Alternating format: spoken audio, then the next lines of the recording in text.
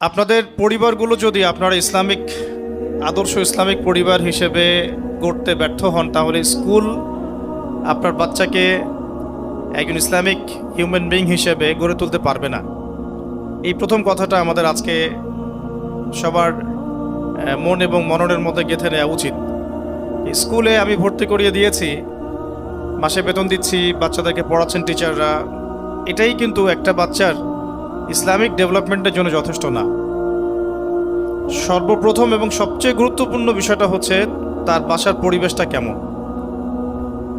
এখানে যারা উপস্থিত আছেন আমাদের গার্ডিয়ানরা এবং ফিমেল সেকশনে অনেক মায়েরা আছেন, তো প্রথম যে বিষয়টা আপনাদের সবাইকে একটু মনোযোগ দিতে হবে যে বাসার পরিবেশটা যেন ইসলামিক হয়।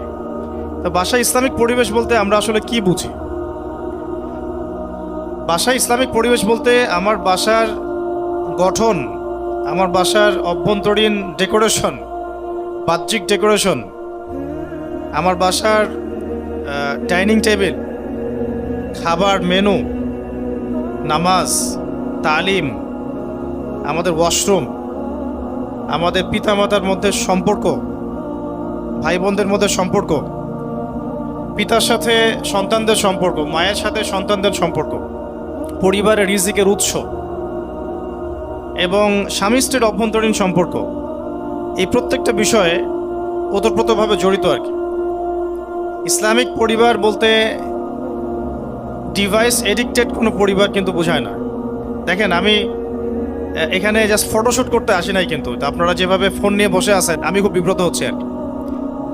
মানে আমি বিব্রত হচ্ছে এই কারণে যে আমাদের বাচ্চারা এটাই শিখবে এখন যে এভাবেই মনে হয় আলোচনা শুনতে হয়। ঠিক আছে, আমাদের বাচ্চারা আজকে শিখতেছে যে আসলে মনে হয় কেউ স্পেশাল কোনো ব্যক্তিত্ব আসলে আমাদের ফোন নিয়ে দাঁড়িয়ে যেতে হবে। মানে তারা কিন্তু এটা শিখতেছে আর কি। এটা ম্যানার না, এটা বরং ডিসম্যানার।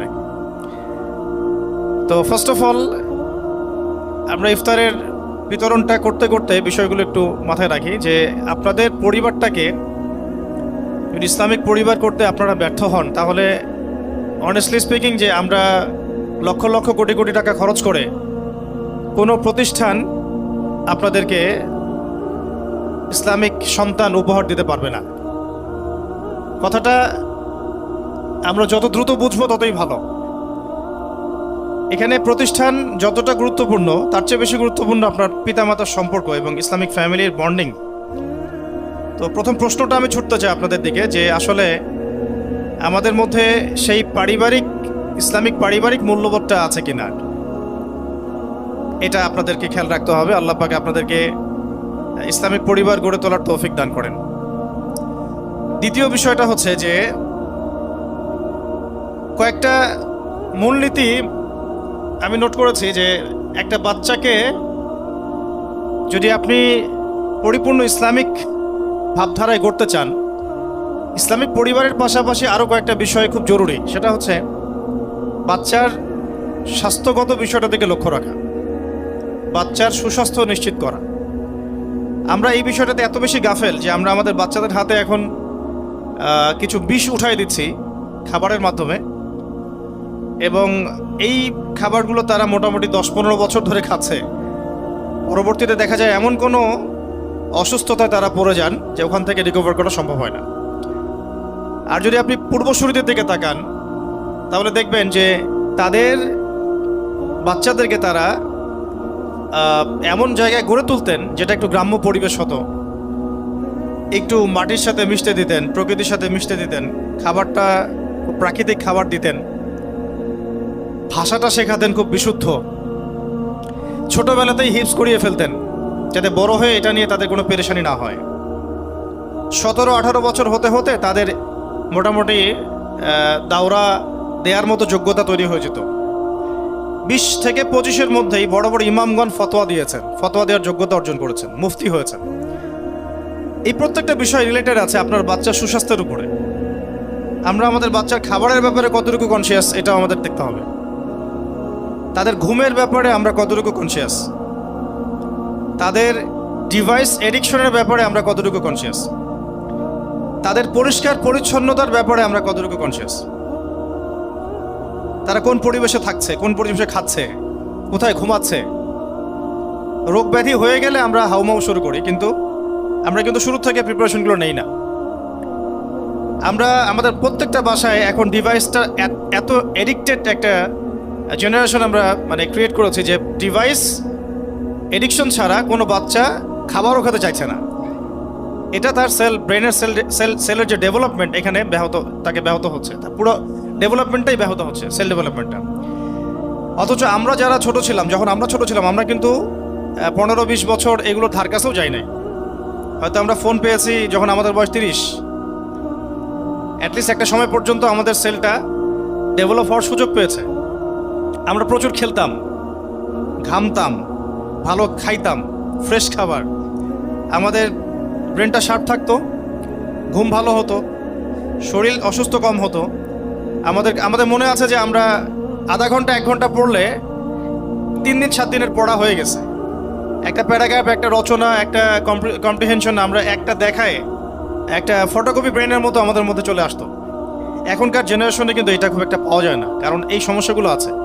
তো স্কুল অনেক কিছুই দিবে, আমি বলছি স্কুল আপনাদেরকে অনেক কিছুই দিবে, একটা পরিবেশ দিবে, টিচার স্টাফ দিবে, একটা এনভায়রনমেন্ট দিবে, ইসলামিক পরিবেশ দিবে, তারপরে পাশাপাশি ভালো ভালো কারিকুলাম দিবে, সিলেবাস দিবে, বুক দিবে, এবং একটা ধারাবাহিকতা দিবে। কিন্তু এটা সব কিছু নয়। কিন্তু এর পাশাপাশি যে পয়েন্টগুলো আমরা আমাদের চোখ এড়িয়ে যাই, সেগুলো নিয়ে আমি জাস্ট কথা বলছি। এগুলো খোলামেলা কিছু কথা, যে পরিবারের অভ্যন্তরীণ সম্পর্ক ঠিক করে ফেলতে হবে, পরিবারের মধ্যে তালিম চালু করা, পরিবারের নামাজ চালু করা, বাবাকে দেখে যেন বাচ্চা শিখে, মাকে দেখে যেন বাচ্চা শিখে, পরিবারের সালাম চালু করা, পরিবারের খাবারের ব্যাপারে খেয়াল করা, এবং আয়ের উৎসের ব্যাপারে খেয়াল করা, পরিবারে কোরআনের তালিম হচ্ছে কিনা, যে পড়াটা আমি দিচ্ছি সেই পড়াটা আদায় করে নেওয়ার যোগ্যতা পিতামাতার আছে কিনা।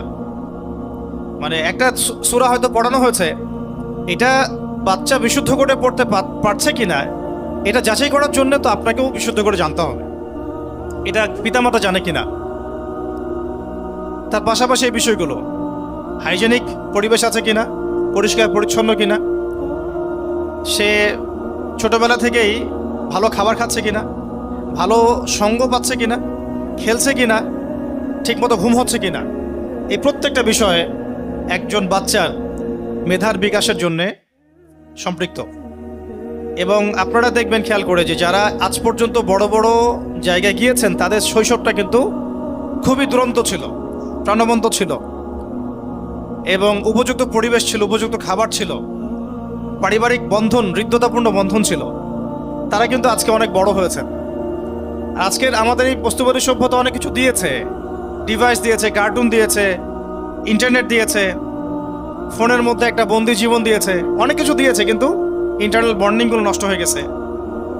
আমাদের ইভেন স্বামী স্ত্রীর বন্ডিংগুলো নষ্ট হয়ে যাচ্ছে। পিতার সাথে বাচ্চার খুব একটা দেখা হচ্ছে না, মায়ের সাথে বাচ্চার ইন্টারাকশন ভালো হচ্ছে না, বাচ্চাকে মানুষ করছে কাজের মেয়ে, অনেক বিষয় আছে। এই পুরো বিষয়গুলো যখন একসাথে হবে, তখন একটা আদর্শ পরিবারও যেমন গড়ে উঠবে ইনশাআল্লাহ, আমাদের বাচ্চাদের ভবিষ্যৎটাও ভালো হবে ইনশাআল্লাহ। এটা একটা মৌলিক কিছু কথা আমি মাথায় নিয়েছিলাম আপনাদেরকে বলার জন্যে।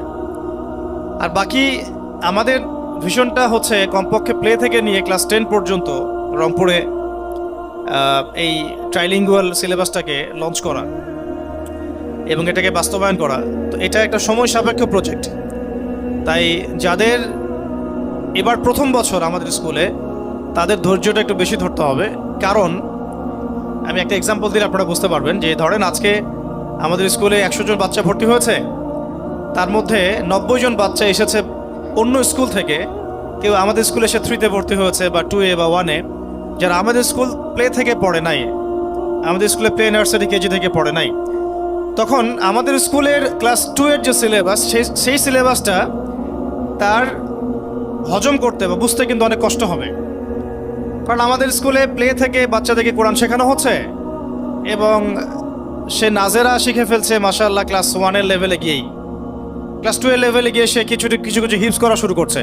এখন একজন বাচ্চা যে অন্য স্কুল থেকে এসেছে, যার এই যোগ্যতা হয় নাই, সে যখন আমার স্কুলে ভর্তি হচ্ছে, আমাদের স্কুলে ভর্তি হচ্ছে, মানে আমরা খুব বিপাকে পড়ছি আর কি তাকে নিয়ে। তাকে যদি আমরা ওই লেভেলেই দিয়ে দেই, হিপসের লেভেলে, সে কখনোই পারবে না, কারণ সে এখনও আলিফ বা তাসাই পড়তে জানে না। তখন আমাদেরকে বাধ্য হয়ে আবার 2টা সেকশন খুলতে হলো, যে কারা কারা কোরআন তেলাওয়াত করতে পারে, কারা পারে না। এটাকে কেন্দ্র করে আমাদের সকালে 1.5 থেকে 2 ঘন্টা আলাদা সেশন করতে হচ্ছে। এই যে একটা সমস্যা, এই সমস্যাগুলোকে কভার আপ করতে আমাদের আরও মিনিমাম 2-3 বছর সময় লাগবে। একটা লেভেলে যাওয়ার পরে তখন আমরা পার্থক্য করতে পারবো যে সবাই সব ক্লাসের সিলেবাস মানে অ্যাবজর্ব করার মতো যোগ্যতা অর্জন করেছেন।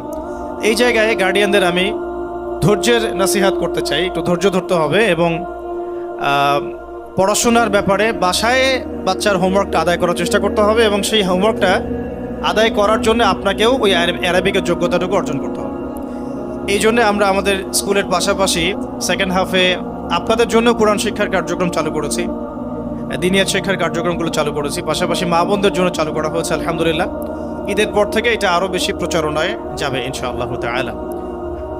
আরেকটা বিষয় হলো যে আদব। আমরা একটু লক্ষ্য করছি যে আমাদের অনেকের মধ্যেই, স্টুডেন্টদের মধ্যেই অন্য স্কুল থেকে যারা পড়ে আসছে তাদের মধ্যে আদবের কিছু ঘাটতি দেখা যাচ্ছে, কারণ তারা ওই এনভায়রনমেন্টটা কখনো পায় নাই যে এনভায়রনমেন্টে তাদেরকে ইসলাম শেখানো হয়। এই জন্য তাদের ব্যাপারে আমাদের টিচারদেরকে আমরা বলবো যে একটু সবর করতে হবে। অনেক টিচারকে আমি মানে পার্সোনালি বলেছি এবং এখন আমভাবে বলছি, স্টুডেন্টদের এই চাঞ্চলতা, দুষ্টামি, তাদের ইসলামিক নীতি নৈতিকতা, আদবের যে ঘাটতি, এই ব্যাপারটাতে শিক্ষকদেরকে অনেক বেশি সবরের পরিচয় দিতে হবে। এটা টিচারদের ব্যাপারে আমার একটা নোট ছিল বলার মতো। আর আমাদের মা বোনদেরকে একটা কথা বলবো যে বাবারা বেশিরভাগ সময় দেখা যায় ঘরের বাইরে থাকেন, জব সেকশনে থাকেন। তাই এই যে কথাগুলো আমি বললাম, ইসলামিক প্যারেন্টিং, বাচ্চার হোমওয়ার্ক চেক করা, তার ইসলামিক নৈতিকতা, তার খাবার, তার ঘুমানো, এই যে ওভারঅল সব বিষয়, এই বিষয়গুলোর জিম্মেদারির বেশিরভাগই মা বোনদের উপর বর্তাচ্ছে। যেহেতু বাবারা বেশিরভাগ সময় বাড়ির বাইরে থাকছেন, বাবাদের উপর বর্তাচ্ছে না এমন নয়, বিষয় বর্তাচ্ছে, কিন্তু যেহেতু চাকরি, ব্যবসা, রিজিক সব কিছু চাপ থাকে পিতাদের উপরে, এই জন্য আমাদের মা বোনদেরকে এই বিষয়ে বেশি অ্যাক্টিভ থাকতে হবে এবং পিতাদেরকেও বাচ্চাদেরকে, পরিবারকে সময় দিতে হবে। এবং সময় দেওয়ার জন্যে রমজান একটা উপলক্ষ হতে পারে, সামনে ঈদ একটা উপলক্ষ হতে পারে। প্রতিদিন অন্ততপক্ষে আধা ঘন্টা 1 ঘন্টা করে ঘুমানোর আগে হলেও বাচ্চাদেরকে সময় দেয়া, তাদের সাথে একটু ইন্টারেক্টিভ থাকা। আর যত বেশি আমরা বাচ্চাদেরকে সময় দিব তত বেশি আমাদের বাচ্চারা আমাদেরকে বন্ধু মনে করবে। আর যত বেশি আমরা তাদের থেকে ডিস্টেন্স মেনটেন করব, তখন দেখা যাবে তারা এমন সার্কেলে মিশছে, এমন কাউকে বন্ধুরূপে গ্রহণ করছে যেটা ইন ফিউচার আমাদেরকে ভোগাবে। আর কিছু বিষয় আছে নোটস, এটা একটু অ্যাডাল্ট কথা, তারপর আমি বলতে চাই, যেহেতু এখানে গার্ডিয়ানরা আছেন, এখনকার যুগটা আর আজকে থেকে 30-40 বছর আগের যুগটাকে যদি আপনারা এক পাল্লায় মাপেন তাহলে ভুল হয়ে যাবে। এই যুগটা বেসিক্যালি পর্নোগ্রাফির যুগ, এই যুগটা মানে বেহায়াপনার যুগ, বেপর্দার যুগ, এবং কোনো কোনো ক্ষেত্রে অবাধ যৌনাচারের যুগ, ফ্রি মিক্সিংয়ের যুগ। সব জায়গাতেই আমরা হয়তো বাইরে মুসলিম লেভেল নিয়ে আছি ঠিকই, কিন্তু আমরা জানি যে আমাদের ইন্টারনাল যে সোল, এটা কিন্তু করাপ্টেড হচ্ছে ডে বাই ডে এগুলোর মধ্য দিয়ে। তো আল্লাহর ওয়াস্তে এগুলোকে নেগলেক্ট না করা, এই বিষয়গুলোকে নেগলেক্ট না করা, এবং আমাদের বাচ্চারা আমাদের চেয়ে দ্রুত বড় হচ্ছে, আমাদের মেয়েরা আমাদের চেয়ে দ্রুত বড় হচ্ছে, এবং আমাদের সমাজটা যেহেতু করাপ্টেড এবং প্রত্যেকটা সেক্টর করাপ্টেড, আমি আজকে শুধু টাচ করছি সামাজিক নীতি নৈতিকতা জায়গাটুকুই, এটা করাপ্টেড। পর্নোগ্রাফি ছড়িয়ে দেওয়া হয়েছে, ব্লু ফিল্ম সবার ফোনে, ইন্টারনেটে চলে যায়, অ্যাক্সেস পাওয়া যায়। অ্যাডাল্ট্রি চলে আসছে কার্টুনের মধ্যে, মুভির মধ্যে, নাটকের মধ্যে, এবং সিনেমার মধ্যে, গানের মধ্যে। এই বিষয়গুলো লাগাম টেনে ধরতে হবে আপনাদেরকে বাসার থেকেই, এটা বাসা থেকে লাগাম টানতে হবে, এবং আমাদের মেয়েদের ব্যাপারে খুব খেয়াল রাখতে হবে। বাসায় কাজিন ফ্রি মিক্সিংটা বন্ধ করে দেওয়া উচিত। আমাদের মেয়েরা 10 বছর বয়স হোক, 12 বছর বয়স হোক, তাদের দিকে আমরা যে দৃষ্টিতে তাকাই আর 10 জন মানুষ হয়তো সেই দৃষ্টিতে নাও তাকাতে পারে। এই জন্য বাসার সিকিউরিটিটাকে একটু স্ট্রং করা, বাসার পরিবেশটাকে, নীতি নৈতিকতাকে স্ট্রং করা, ফ্রি মিক্সিংটা বন্ধ করে দেওয়া, কাজিন এই বিষয়গুলো বন্ধ রাখা, অ্যাডাল্ট্রি তো মোটেই না করা, এবং বাচ্চাদের সামনে একটু খোলামেলা বিষয়গুলো ডিসকাস করা আর কি। আমি মনে করি বাচ্চাদেরকে এখন খোলামেলাভাবেই এই বিষয়গুলো বোঝানো উচিত, কোনটা গুড টাচ, কোনটা ব্যাড টাচ, কোন ইন্টারেকশনটা ভালো, কোনটা খারাপ, কোন আদরটুকু তোমাকে টিচার করতে পারবে বা আমি করতে পারবো, কোনটা করতে পারবো না, কোনটা তোমার প্রাইভেট পার্টস আর কোনটা তোমার নন প্রাইভেট পার্টস, এগুলো আসলে বাচ্চাদেরকে বোঝানোর দায়িত্ব কিন্তু এখন আমাদের নেওয়া উচিত। আপনারা দেখছেন সমাজের মধ্যে রেপ দিন দিন বাড়ছে, জেনা তো আগেই বেড়েছে, ব্যভিচার আগেই বেড়েছে, এখন রেপের সাথে ইভেন সমকামিতাও বাড়ছে। তো এইরকম একটা সমাজে আমরা যদি আমাদের মেয়েদেরকে, আমাদের ছেলেদেরকে মানুষ করতে চাই, খুবই ঈগল পাখির মতো ঈগল আইজ নিয়ে আমাদেরকে চলতে হবে। আমরা নিজেও খুব কনসিয়াস এগুলো নিয়ে। তো আমরা ইন ফিউচার প্ল্যান করেছি যে এরপর থেকে আমরা ছেলে মেয়েদের ক্যাম্পাসও আলাদা করে দেওয়ার চেষ্টা করবো ইনশাআল্লাহ। এটা আমাদের প্ল্যান আছে। এখন আমাদের সাধ্য নাই বিধায় আমরা এটা করতে পারছি না। আর একটু বলে রাখি, এটা যেহেতু কথা প্রসঙ্গ চলে আসছে, যে আমাদের রংপুরে স্থায়ী ক্যাম্পাস করার ফিকির। আমরা এরকম ভাড়ার ক্যাম্পাসে থাকতে চাই না বেশি দিন। আমরা চাই যদি আপনাদের মধ্যে বিত্তশালী যারা আছেন বা ইসলামিক মাইন্ডেড যে মানুষরা আছেন, যাদেরকে আল্লাহ পাক সামর্থ্য দিয়েছেন, তারা যদি সবাই হাত লাগান, আমরা রংপুর শহরে ইনশাআল্লাহ একটা পার্মানেন্ট ক্যাম্পাসের দিকে ফোকাস করতে পারি। সেখানে আমরা আবাসিক অনাবাসিক বিষয়গুলো রাখতে পারি, আমাদের ট্রান্সপোর্ট থাকতে পারে, এবং সেখানে স্কুলিং, মাদ্রাসা, মক্তব, এভরিথিং, দাওয়া সেন্টার একসাথে আমরা একটা ক্যাম্পাস গড়ে তুলতে পারি। একটা কমিউনিটি বিল্ড আপ না করলে আমরা অস্তিত্ব সংকটে পড়ব। আমার এই কথাটা একটু মার্ক করে রাখেন। যদি আমরা কমিউনিটি বিল্ড আপ করতে ব্যর্থ হই, এখন আমরা কিন্তু কমিউনিটি ওয়াইজ নাই, আমরা বিভিন্ন জায়গায় আছি, এক জায়গায় আসছি, এটা কমিউনিটি না। কিন্তু একটা চাপ যখন আসবে উপর থেকে, দেখবেন সবাইকে উঠিয়ে নেওয়া সহজ। বাট একটা কমিউনিটি যদি আমরা বিল্ড আপ করতে পারতাম বা পারি ইন ফিউচার, সবাই কাছাকাছি থাকে একসাথে, আমাদের কমিউনিটি, আমাদের সোসাইটি, আমাদের ঈদগাহ, আমাদের মসজিদ, আমাদের মাদ্রাসা, আমাদের স্কুল, এবং আমরাই সেখানে মানে থাকছি অ্যাজ এ নেইবার, তখন দেখা যাবে আমাদের বাচ্চারা ভালো প্রতিবেশী পাবে, ভালো পরিবেশ পাবে। শুধু স্কুলেই না, বরং সে সমাজের মধ্যেও ভালো কিছু শিখবে। এখন আপনি আমার স্কুলে নিয়ে আসছেন, বাসায় নিয়ে গেলেন, এমন একটা জায়গা আপনার বাসা, আশপাশে দেখা যাচ্ছে যে বেদিন মানুষদের ভর্তি, ওই ইম্প্যাক্টটা কিন্তু আপনার বাসায় পড়বেই স্বাভাবিক। তো অনেক ফিকির মাথায় রাখা, আপনাদের সহযোগিতা আমি এখানে প্রত্যাশা করছি এবং কামনা করছি যে রংপুর শহর কেন্দ্রিক আপনারা লোকাল মানুষ একটু ফিকির করেন যে এরকম কোনো সোসাইটি গড়ে তোলা যায় কিনা, এমন কোনো কমিউনিটি গড়ে তোলা যায় কিনা, বা আমাদের এই স্কুলটাকে একটা পার্মানেন্ট ক্যাম্পাসের দিকে নিয়ে আসা যায় কিনা, এবং আপনারা কিভাবে আমাদেরকে হেল্প করতে পারেন, এই আহ্বানটা আমি আপনাদের সামনে রাখতে চাই আজকে। আরেকটা বিষয় বলে শেষ করছি যে রমাদান মাসটাকে ইউটিলাইজ করে আমাদের পারিবারিক বন্ডিংটাকে স্ট্রং করা। বাচ্চাদেরকে শুধু ঈদের গিফট হাদিয়ে দিব এরকম না, মানে বাচ্চা প্রত্যেকটা বিষয়ে তার কাছ থেকে কিছু ফিডব্যাক নেওয়া। আমি তোমাকে দিব, তুমি আমাকে এটা দাও, আমি তোমাকে এটা দিব, তুমি আমাকে সূরাটা শোনাও। মানে যে দূরত্বটা সৃষ্টি হয় সারা বছর, এটাকে ফুলফিল করার জন্য রমাদানটা কাজে লাগানো উচিত। অলরেডি রমাদানের প্রায় দেখছেন আপনারা যে অনেকদিন চলে গেল। আর আপনারা ওয়ার্ল্ড অ্যাফেয়ার্স সম্পর্কে ভালো জানেন যে সারা বিশ্বে সারা রমাদানে কি হলো, এখন কি হচ্ছে। আমরা অনেক বেশি ব্যস্ত, সারা দেশব্যাপী অনেক মুভমেন্টে আমাদেরকে থাকতে হচ্ছে। তো প্রত্যেকটা গার্ডিয়ানকে আমি বলবো যে আপনারা নিজেরাই আমাদের একজন শিক্ষক হয়ে যান। দায়িত্বটা শুধু আমাদের কাঁধে চাপাই দিয়েন না। প্রত্যেক মাকে আমরা বলবো যে আপনারা নিজেরাই আমাদের শিক্ষিকা হয়ে যান। এটা আনপেইড শিক্ষিকা, আনঅফিসিয়াল শিক্ষক। আমরা যা পড়াচ্ছি বাসায় তদারকি করেন, তাদেরকে সময় দেন, তাদের পড়াটাকে আদায় করেন, আদায় করার যোগ্যতাটা আপনিও তৈরি করেন। বাকি বাংলা, ইংরেজি, অঙ্ক এগুলো তো আপনারা সবাই আমার চেয়ে ভালো জানেন, এগুলো আদায় করার জন্য আপনারা যথেষ্ট। আমি বলছি ইসলামিক বিষয়গুলো, কোরআন হাদিস এবং অন্যান্য বিষয়গুলো। আস্তে আস্তে এই সিলেবাসটা এত সুন্দর করে করা হয়েছে এবার, আলহামদুলিল্লাহ। পরের বছর ইনশাল্লাহ আরও ভালো হবে ইনশাআল্লাহ। আমরা রাতের পর রাত জেগে, নির্ঘুম রাত কাটায়, মৌলানা আব্দুল মালিক সাহেবের ছাত্রদের কাছে বসে পরামর্শ করে রাতের পর রাত জেগে জেগে এই ট্রাইলিঙ্গুয়াল সিলেবাসটা এবার করেছে আলহামদুলিল্লাহ। একটা বছর গেলে পরে আপনারা বুঝতে পারবেন যে একটা বাচ্চা এক বছরে কত কি শিখলো আলহামদুলিল্লাহ। তো কথা অনেক, তবে সময় সংক্ষিপ্ত। মূল কথা হচ্ছে আমরা শুধুমাত্র পড়াশোনা, টেক্সট বুক পড়াশোনার দিকে ফোকাস না করি। পড়াশোনা আমার আদবের মধ্যেও থাকবে, আখলাকের মধ্যেও থাকবে, পরিবারে থাকতে হবে, নৈতিকতা থাকতে হবে।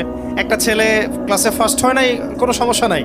ওই ছেলেটা মুআদ্দাব কিনা, আদব আছে কিনা তার মধ্যে, ভদ্র কিনা, এবং তার মধ্যে ইসলামিক নৈতিকতা কতটুকু, এটা বড় বিষয়। জীবনের এক পর্যায়ে এই ফার্স্ট সেকেন্ড থার্ডের এই পজিশনগুলো হারিয়ে যায়। তার আদব আখলাক, তার নীতি নৈতিকতা এবং অনেস্টি, এইটাই শাইন করে যায় এক সময়। খেয়াল করে দেখেন, আমরা এখানে অনেক অনেক বড় জায়গায় এসেছি এখনই, আপনারা কিন্তু অনেক সময় ফার্স্ট বয় ছিলেন না, আমি লাস্ট বয় ছিলাম না, এমনও হতে পারে। কিন্তু আজকে আপনি এই জায়গায় চলে আসছেন, হয়তো অন্য কোনো কারণে, হয়তো আপনার অনেস্টির কারণে, হার্ডওয়ার্কিংয়ের কারণে, আন্ডারস্ট্যান্ডিংয়ের কারণে, বা আপনার অ্যানালাইসিস ক্ষমতা বেশি তাই, অথবা আপনি আল্লাহর সাথে বেশি কানেক্টেড, এই কারণে হতে পারে। শুধুমাত্র সার্টিফিকেট শিক্ষা নয়, এই মানদণ্ডটা কিন্তু শিক্ষা নয়।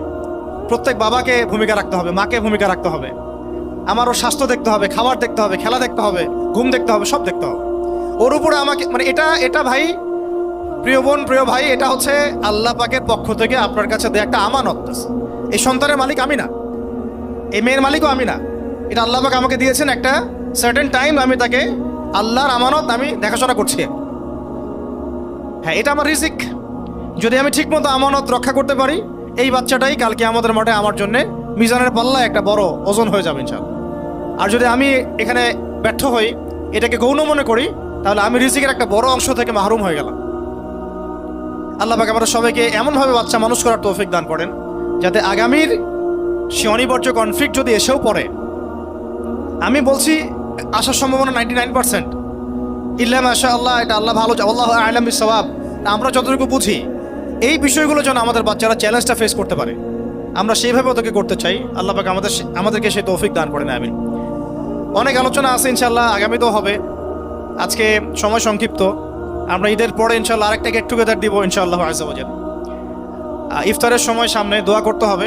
কিছু প্রশ্ন আছে, আমি দিয়ে শেষ করে দেই, তারপরে দোয়া হবে ইনশাআল্লাহ। দোয়ার পরে আমরা ইফতার করব। ইফতারের পরে যদি আপনাদের কোনো অবজারভেশন থাকে, মন্তব্য থাকে, বা খুসুসি কোনো মাশওয়ারা বা পরামর্শ বা কথা থাকে, আমরা এখানে আছি, মাগরিবের পরে আপনারা আলোচনা করতে পারেন ইনশাআল্লাহ।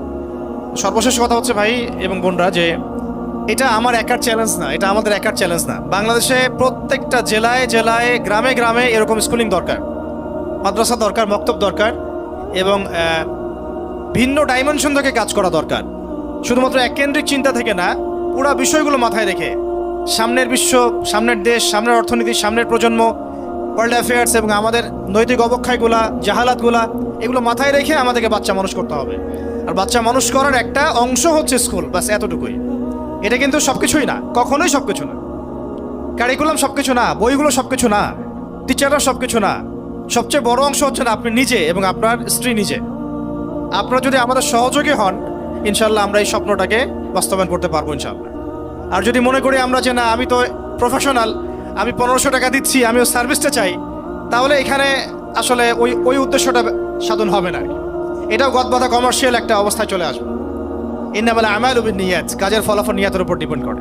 আল্লাহ পাক আমরা সবাই ইখলাস দান করেন, নিয়াত দান করে, একসাথে মিলে আমরা আমাদের বাচ্চাগুলোকে মানুষ করি, এই তৌফিক আল্লাহ পাক আমাদেরকে দান করেন। এখানে অনেস্টলি বলছি ভাই, এখানে আমাদের দুনিয়াবি কোনো স্বার্থ নাই। আমরা চাই আমার বাচ্চা, আমার মেয়েটা যেভাবে মানুষ হচ্ছে, আপনার বাচ্চা, আপনার মেয়েটা ঠিক ওইভাবে মানুষ হোক।